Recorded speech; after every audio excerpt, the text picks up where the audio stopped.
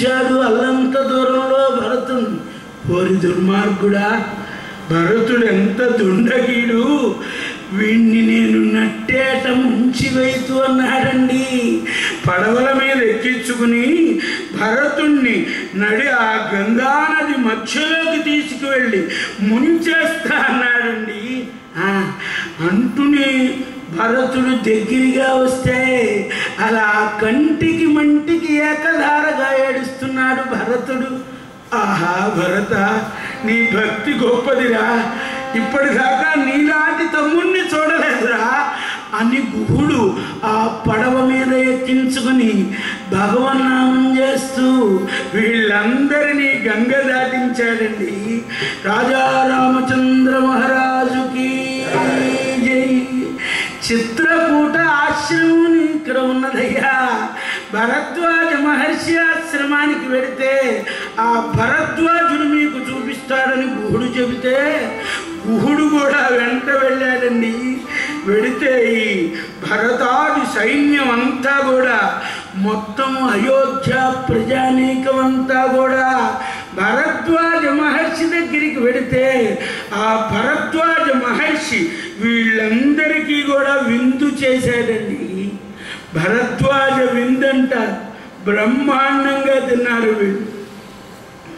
తిని చిత్రకూట ప్రాంతానికి వెళ్ళారు.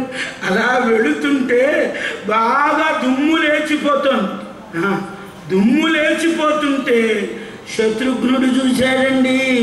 అన్నయ్య, అదిగో ఆ చెట్టు కింద అన్నయ్య కనిపిస్తున్నాడు. అడుగో మన అన్నయ్య. పక్కనున్న భరతుడితో అంటున్నట్ట, చూడన్నయ్య, రామచంద్రుడు ఎంత చిక్కిపోయాడు. అప్పటికి వెళ్ళి 15 రోజులు 20 రోజులు అయింది. అడుగో అన్నయ్య, చిక్కిపోయి అడుగో మన అన్నయ్య.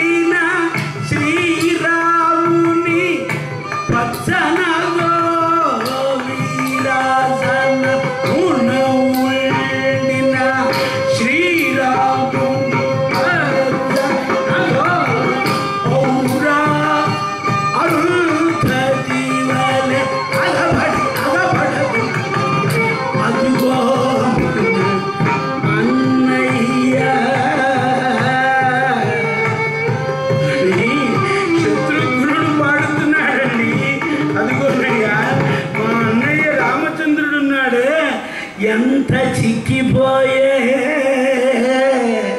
వీరాసనమున ఉండిన శ్రీరాముని పచ్చనదో ఔరా అరుంధతి వలె అగపడదు వదిన.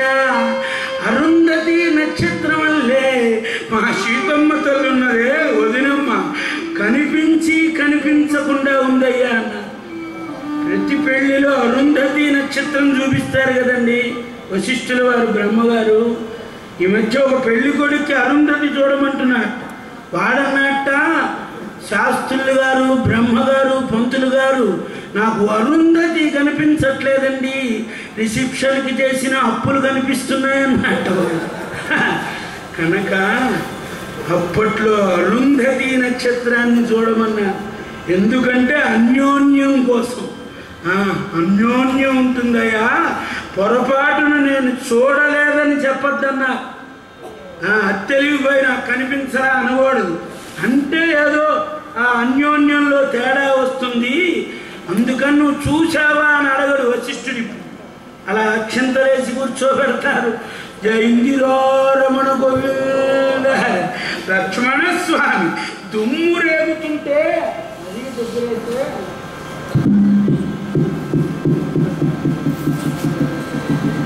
మరీ ఆ దుమ్ము లేగుతుంటే లక్ష్మణ స్వామి వీళ్ళు కూర్చున్నటువంటి చెట్టు మీద ఎక్కారటండి. ఎక్కి అన్నయ్య భరత శత్రుఘ్నులు ఉన్నారే, వాళ్ళు మన్ని ఇక్కడ కూడా బ్రతకనిచ్చేట్లేదు అన్నయ్య, నేను ధనుర్బాణాలు తీస్తున్నా, వెళ్ళి ఎక్కువ పెడుతున్నా అన్నయ్య, వేసేస్తా అంటే రామచంద్రుడు అన్నాడండి, రే అగరా, భరతుడు నీకంటే చాలా మంచివాడురా అన్నాడండి. అదే నా బోటి తమ్ముడైతే ఇప్పటికి నీ దగ్గర 10 రోజుల నుంచి మా ఆవిడని వదిలిపెట్టి నీ దగ్గర ఉంటున్నా, నువ్వు నన్ను పొగడకుండా ఎక్కడో ఉన్న భరతుణ్ణి పొగుడుతున్నావా అని ఆ బాణం విల్లులు అన్నీ అక్కడ పడేసి పరుగో చేస్తావు. కానీ లక్షణ సహితుడైనటువంటి సర్వలక్షణ సహితుడైన లక్ష్మణ స్వామి ఉన్నాడే, క్రిందకి దిగి భరతాది సోదరులందరూ ఇలా వస్తే అయోధ్య ప్రజానీకం అంతా వచ్చారండి. ఆ మాతృ హృదయాలు చూశారు, ఆ మాతల యొక్క శిరస్సులు చూశాడు, ముఖారవిందాలు చూశాడండి. ముఖారవిందాలు చూసే కనిపెట్టేశాడండి. నాన్నగారు పోయారా? వేగ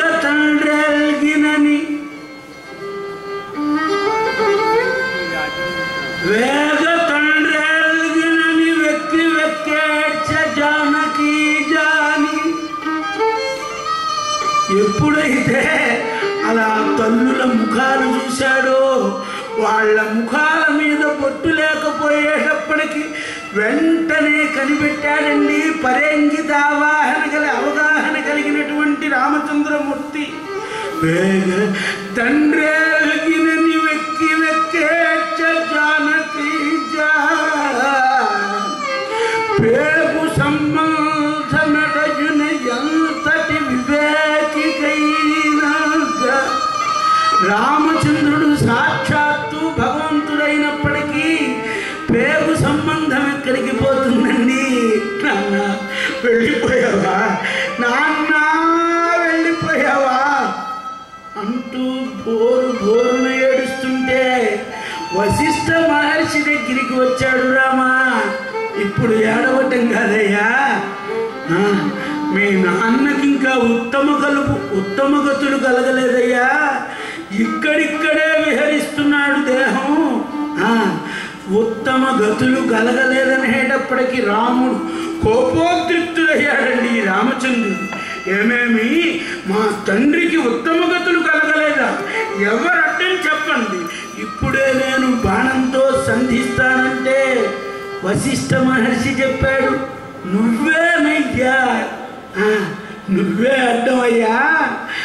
ఎంతమంది కొడుకులున్నా పెద్ద కుమారుడు ఇన్ని నీళ్ళు వదలరా నాన్న. రామా, నువ్వు జ్యేష్ఠుడివి కదురా, పెద్ద కుమారుడివి కదురా. మిగిలిన వాళ్ళు ఎంత తద్దినం పెట్టినా పెద్ద కుమారుడు వదిలే నీళ్లు వాళ్ళకి అమృతప్రాయం అండి. జయిందిరో రమణ గోవింద. రామా, ఇప్పటికి నువ్వు చెయ్యలేదయ్యా పితృకర్మలంటే. అక్కడ దగ్గరలో నది చూసి ఆ దగ్గర ఉండేటువంటి రేగు తోట ఉందిటండి. ఆ రేగు పళ్ళన్నీ కోసుకుని వచ్చి ఆ రేగు పళ్ళ గుజ్జుతో పిండ ప్రదానం చేయించి దశరథుడికి ఉత్తమ యోగ్యతలు కలుగు చేశారు. జయిందిరో రమణ గోవింద. దశరథుడు ఉత్తమ ఉత్తమ లోకాలకెళ్తే ఈ అయోధ్య ప్రజానీకం అంతా భరతుడు కన్న తల్లులు ముగ్గురు కౌసల్య, సుమిత్ర, కైకమ్మ వీళ్ళ ముగ్గురు కూడా రామా ఏదో పొరపాటైపోయింది, నాకు బుద్ధి లేక వరాలు కోరుకున్నానయ్యా, నా మాట మన్నించి నీవు వెనక్కి తిరిగి రావాలని వేడుకున్నారండి. వేడుకుంటే అమ్మా నేను పితృవాక్య పరిపాలనా దక్షుణ్ణి, నువ్వే చెప్పావు కదమ్మా మీ నాన్నగారు 14 సంవత్సరాలు అరణ్యగమనం చెయ్యమన్నారు కనుక, మీ నాన్నగారు చేయమన్నారు కనుక ఆ నాన్న మళ్ళీ వచ్చి చెబితే తప్పకుండా నేను తిరిగి వస్తా అంటే అక్కడ జాబాలి అని ఒక మహర్షి ఉన్నాడండి. ఆయన లేచాడు. ఏమిటి రామా నువ్వు భగవంతుడివి అది ఇది అంటారు అందరూ, ఎక్కడైనా చచ్చినవాడు తిరిగి వస్తాడా? ఏమిటి ఏమిటి వాదన ఏమిటి? మేమంతా రమ్మంటున్నాం కదా, నిన్ను పంపించిన వాడు ఎప్పుడో పోయాడు, వాడికి ఉత్తమ లోకాలు కూడా కలిగిపోయినాయి, ఇప్పుడు నువ్వు రావటానికి ఏం అభ్యంతరం? అంతేగాని చచ్చిన మీ నాన్న తిరిగి వస్తాడా అని జాబాలి మహర్షి కొంచెం హేతువాదంగా మాట్లాడాడు. చచ్చిన వాడు తిరిగి వస్తాడా? మన పిల్లలు మాట్లాడుతూ ఉంటారే, వాళ్ళు తద్దినండ్రా ఏమి తినకూడదురా, ఊరుకో అమ్మా చచ్చినాడు చూస్తాడా? తప్పనిసరిగా చూస్తారండి. పితృదేవతారాధన ఉందే అదే మనకి ఐశ్వర్యాన్ని కలగజేస్తుంది. ఎప్పుడూ కూడా గుర్తుపెట్టుకోండి, పితృదేవత ఆరాధన మాత్రమే మనకి ఐశ్వర్యాన్ని కలగజేస్తుంది, ఆయుష్ని కలగజేస్తుంది, ఆరోగ్యాన్ని కలగజేస్తుందండి. జయిందిరో రమణ గోవింద. జాబాలి అలా మాట్లాడేటప్పటికీ రామచంద్రుడికి కోపం వచ్చిందండి. ఏమేమి మా నాన్నగారి ఆస్థానంలో ఇట్లాంటి హేతువాదులు ఉన్నారా అంటే వశిష్ఠుడు లేచి తప్పయ్యా, జాబాలి మహర్షి అంటారు ఆయన చాలా గొప్పవాడయ్యా, ఉపనిషత్తులు రాశాడు, జాబాలియోపనిషత్ అని ఒక ఉపనిషత్తే ఆయన పేరు మీద ఉన్నది, ఆయన సామాన్యుడు కాదయ్యా, చాలా గొప్పవాడు, నీ మీద ఉండే ప్రేమతో నువ్వు అయోధ్యకి మరలి రావాలనేటువంటి ప్రేమతో ఈ హేతువాదం మాట్లాడాడు. కానీ ఆయన చాలా మంచివాడంటే మొండి పట్టుబట్టాడండి రామచంద్రుడు. నేను రానంటే రానన్నాడు. మరి ఏమిటి కర్తవ్యం అన్నా? నీ పాదుకలను పెంచమని చెప్పారండి వశిష్ఠ మహర్షి. ఆ పాదుకలు తీసుకుని వచ్చి పెడితే ఆ పాదుకల మీద రామ పాదుకలు పెట్టారండి, రాముడి యొక్క పాదాలను ఉంచారండి. ఆ పాదాలను భరతుడు నెత్తిని పెట్టుకున్నాడండి.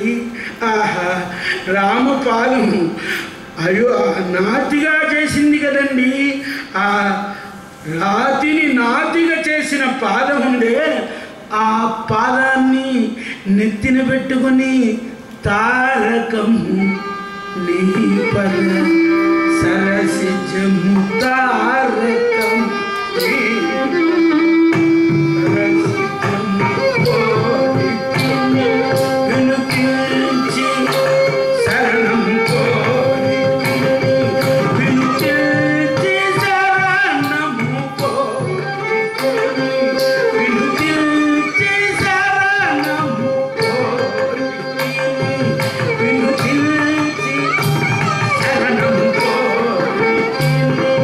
వినుతి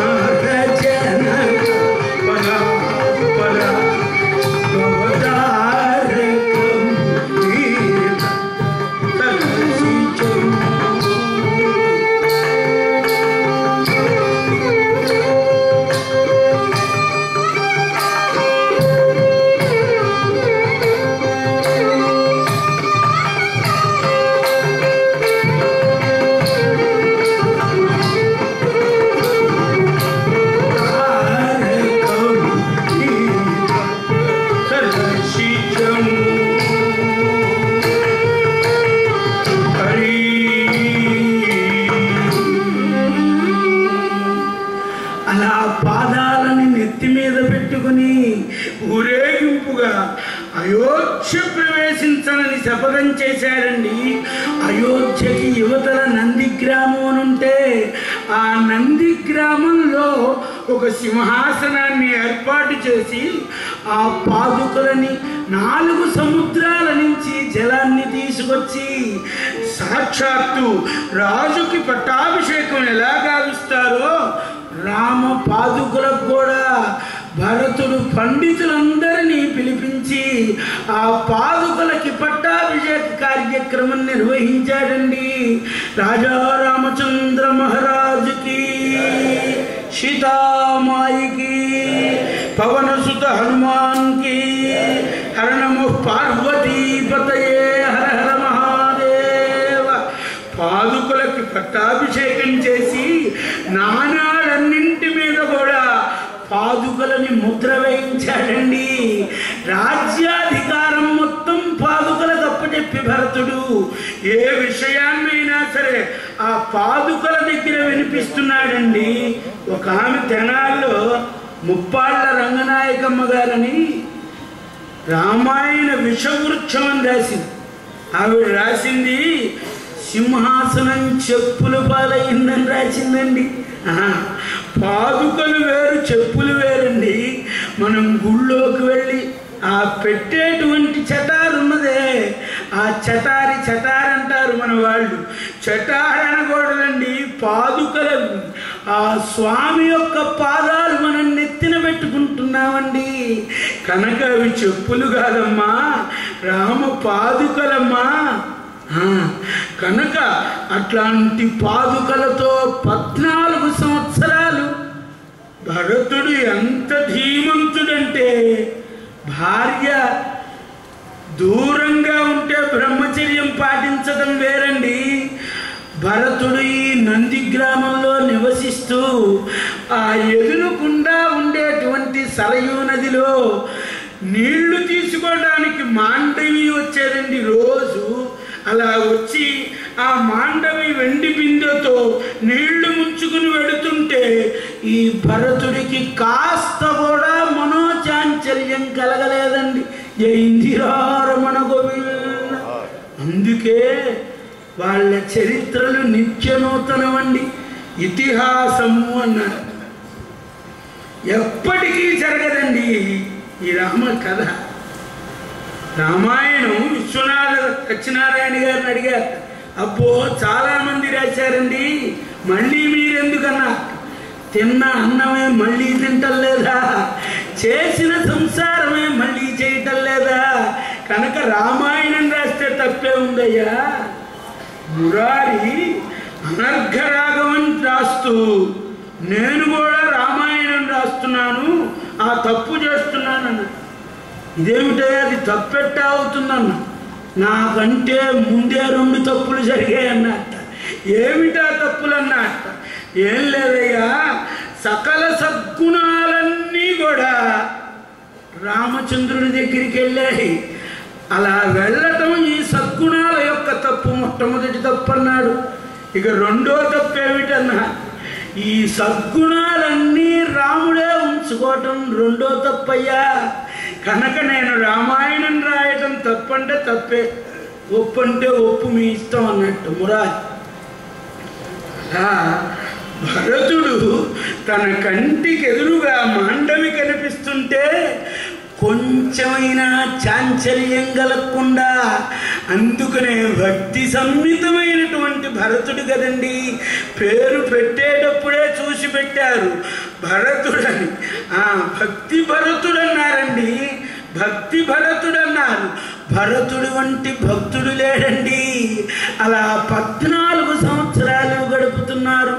ఇక ఇక్కడ ఎలా ఉంది అని అక్కడ ఉండే మునులంతా కూడా ఏదో రకంగా ఆలోచిస్తూ కూర్చున్నారు. చిత్రకూటంలో ఉండే మునులంతా రామచంద్రుడికి అర్థం కాలేదు. ఏమిటి వీళ్ళంతా ఉత్సాహంగా లేరు, ఏమిటి గుసగుసలాడుకుంటున్నారని ఒక మున్ని పిలిచి అడిగాడు. వాళ్ళు చెప్పారు, ఏం లేదు రామచంద్ర, ఈ దండకారణ్యంలో కరుడు అనే ఒక రాక్షసుడున్నాడు. ఇక్కడి నుంచి అరణ్యకాండ ప్రారంభమైందండి. ఇందాకటి దాకా బాలకాండే, ఇప్పుడు మనం అరణ్యకాండలో ప్రవేశించాం. ఏది ఏమైనా ఆ టైం టేబుల్ ప్రకారం మంగళవారం సుందరకాండ, గురువారం యుద్ధకాండ. ఈలోపు మిగిలిన కార్యక్రమాన్ని నడిపిస్తానని మీ అందరికీ విన్నవించుకుంటూ, మునులందరినీ అడిగేట, మీలో మీరు కొనుక్కుంటున్నారు, మీరు ఏదో అసహనంగా చూస్తున్నారు, ఏమిటి కారణం అని అడిగేట. ఏం లేదు రామా, ఇక్కడ కరుడనే ఒక రాక్షసుడున్నాడు. వాడు రావణాసురుడి యొక్క తమ్ముడయ్యా. వాడు మునులందరినీ చాలా ఇబ్బంది పెడుతున్నాడు. ఆ కరుడి యొక్క చర్యలు మేము భరించలేకపోతున్నామయ్యా. అందుకని మా ముని సంఘమంతా వేరే ప్రదేశానికి వెళదామని చూస్తున్నామని అక్కడ రామచంద్రుడితో కలిసి ఉన్న మునులందరూ కూడా ఎక్కడి వాళ్ళక్కడ నిష్క్రమించారండి. రోజు సందడిగా ఉండే చిత్రకూటం నిర్మానుష్యం అయిపోయింది. కేవలం వీళ్ళ ముగ్గురే ఉన్నారు. రామ లక్ష్మణులు సీతా అమ్మవారు మాత్రమే ఉన్నదండి. రామచంద్రుడికి కూడా కాస్త మనస్సు వికలమైంది. ఇక్కడికి మా అయోధ్య ప్రజానీకం అంతా వచ్చారు. కౌసల్యమ్మ వచ్చింది, కైకమ్మ వచ్చింది, సుమిత్రమ్మ వచ్చింది, వశిష్ఠ మహర్షులు వచ్చారు. మహర్షాదులు చాలామంది అయోధ్య నుంచి వచ్చారు. నేను ఇక్కడే ఉన్నా అనుకో, మాటి మెదిలితే వాళ్ళు నన్ను చూడటానికి వస్తూ ఉంటారు. ఇక నాకు తపస్సు ఏమీ ఉండదు. ఊరికినే విజిటింగ్, మొత్తం అంతా విజిటర్సే తప్ప. కనుక నాకు ఇంకా అనుష్ఠానం ఉండదు. కనుక నేను ఒక పని చేస్తాను. పైగా భరతుడు వచ్చేటప్పుడు అశ్వదళాలని, ఏనుగులని ససైన్యంగా వచ్చాడు కదండి. ఆ ఏనుగు లడ్డంతా పడ్డదిటండి. ఏనుగు పేడంతా పడ్డదిట. మొత్తం అంతా చిత్రకూటం అంతా ఈ ఏనుగు పేడ గుర్రపు లద్దెలతో ఈ ప్రాంతం అంతా వాసనేస్తోంది. అంతా కూడా బురదమయమైపోయి, ఎట్లా అయితే లారీలు వచ్చి మ్యూజిక్ కాలేజీ గ్రౌండ్ పాడు చేస్తున్నాయి చూడండి, అట్లా ఆ చిత్రకూటం మొత్తం అంతా పాడైపోయిందండి. మొత్తం అంతా పాడైపోయేటప్పటికీ సీతా లక్ష్మణులతో అన్నాడు, మనం కూడా ఇక్కడి నుంచి స్థానచలనం చేద్దామమ్మా అని అరణ్య గమనం చేస్తూ మొట్టమొదటగా ఆ సీతారామ లక్ష్మణులు ముగ్గురు కూడా అత్రి మహాముని ఆశ్రమానికి వెళ్ళారండి. అలా దారి మధ్యలో అత్రి మహర్షి ఆశ్రమం కనిపించింది. ఆ లోపలికి వెళ్ళబోతుంటే అత్రి మహర్షి కేవలం జగదనంత కళ్యాణ గుణ వైభవుడైనటువంటి ఆ రామచంద్రమూర్తి సత్యవాక్య పరిపాలనాదక్షుడు, పితృవాక్య పరిపాలనాదక్షుడు, జగదనంత కళ్యాణ వైభవుడైన ఆ రామచంద్రుడు తన వాకిట్లోకి వచ్చేటప్పటికి ఆహా ఇదమర్ఘ్యం ఇదం పాద్యమిదం ఆచమనీయం అన్నాడండి. ప్రార్థన చేస్తున్నాడు.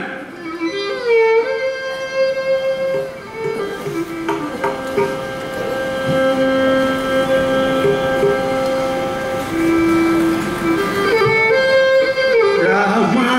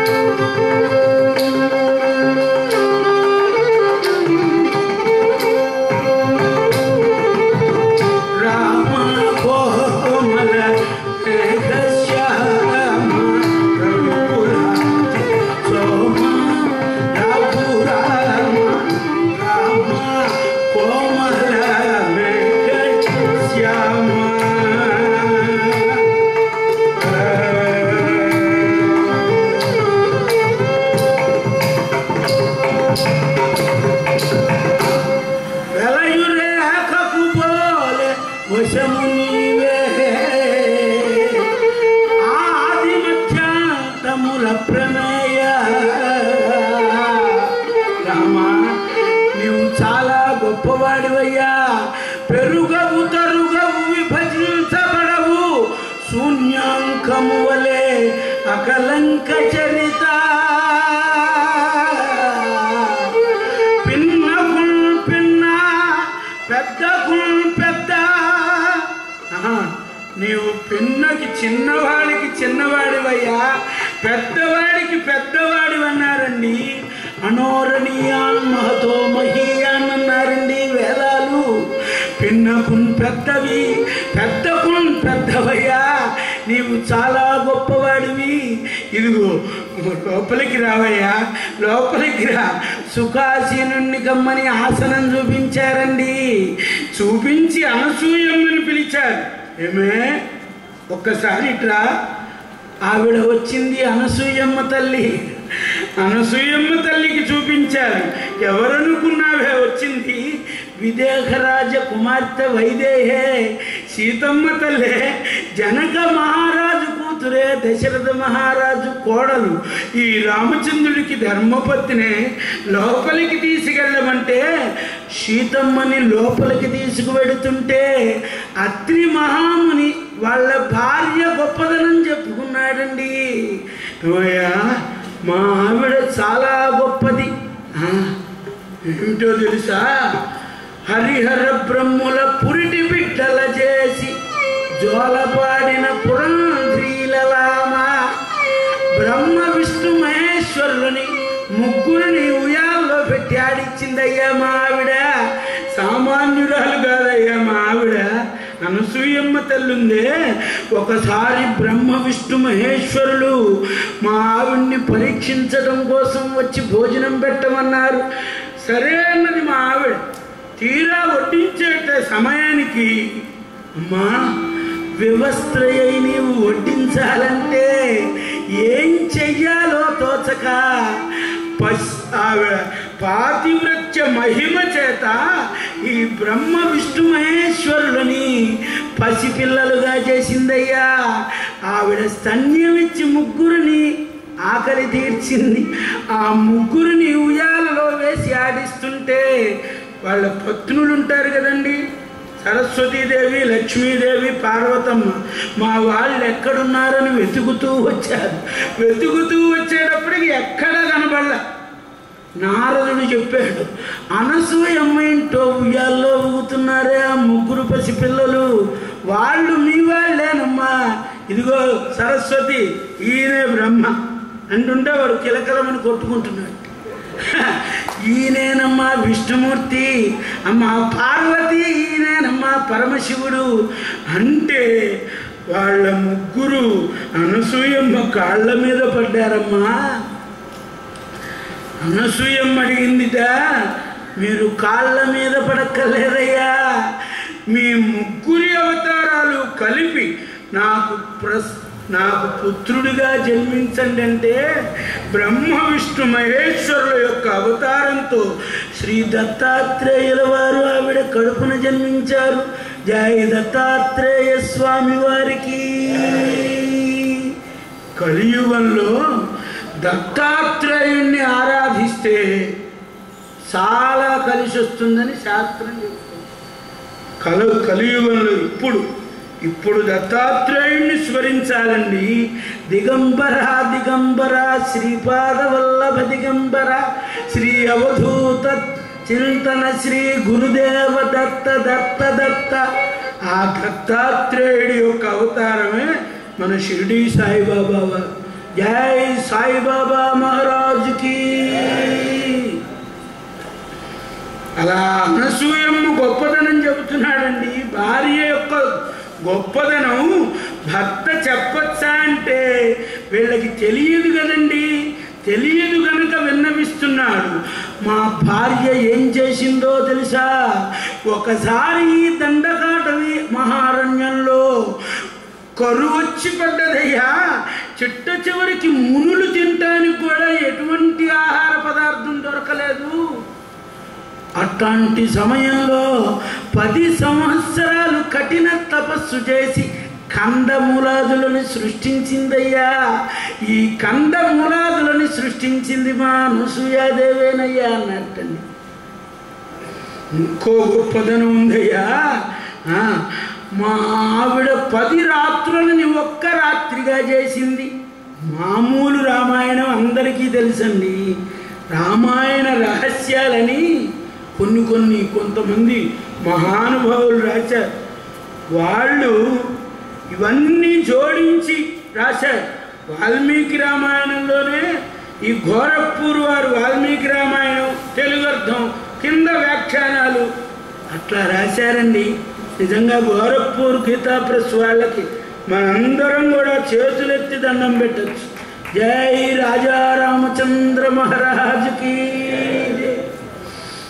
ఎప్పుడైతే అనసూయమ్మ 10 రాత్రులని ఒక్క రాత్రి చేసిందయ్యా. ఎందుకనంటే మాండవ్య మహాముని అని ఒక మహాముని ఉన్నాడు. ఆ మహాముని ఉన్నాడే, ఆ మహాముని శాండిలి అనే ఒక తపస్సు చేసుకునేటువంటి ఒక స్త్రీమూర్తిని ఆ మాండవ్య మహాముని శపించాడు. ఓసి, నీవు 10 రాత్రులలో ప్రాతకాలంలో వైధవ్యం పొందుతావని శపించాడే. శపించేటప్పటికి ఈవిడ మళ్ళీ ప్రతిశాపం ఇచ్చిందిట ఈ శాండిలి అనే ఆవిడ. ఈ 10 రోజులు కూడా అసలు ప్రాతకాలం అనేది లేకుండా పోవాలని శపించింది. శపించేటప్పటికి దేవతలందరూ అనసూయమ్మ దగ్గరికి వచ్చారు. ఏమమ్మా, పొద్దున లేస్తే స్నాన సంధ్యావందనాలు ఆచరించాలే, 10 రోజులు ప్రాతకాలం లేకపోతే ఎట్లా? కాస్త శాండిలి అనేటువంటి ఆవిడ, మా అనసూయ నీకు ఫ్రెండే కదమ్మా, నీ స్నేహితురాలే కదా, ఏదైనా ఒక మార్గం ఆలోచించమ్మా అంటే ఆ శాండిలికి వైధవ్యం రాకుండా 10 రాత్రులని కూడా ఒక్క రాత్రిగా చేసిందండి అనసూయమ్మ. అత్రి అనసూయమ్మల పూజ. ఇంత గొప్ప చరిత్రలు చెబుతుంటే సీతాదేవి సాష్టాంగం పడలేదండి. ఆడవాళ్ళు సాష్టాంగం చెయ్యకూడదు, ఇలా మోకరిల్లి నమస్కారం చేసిందండి. అమ్మా అని లోపలికి తీసుకెళ్ళింది. అమ్మా, చక్కగా భర్త అత్తమావులు నీకు దూరంగా ఉన్నారమ్మా, నీకు ఎప్పుడు తల్లిదండ్రుల కన్నా ఎప్పుడు నీకు భర్తే దేవుడమ్మా, పతియే ప్రత్యక్ష దైవం అని మనకి సినిమా పాటలు వచ్చాయి కదండి. తల్లిదండ్రుల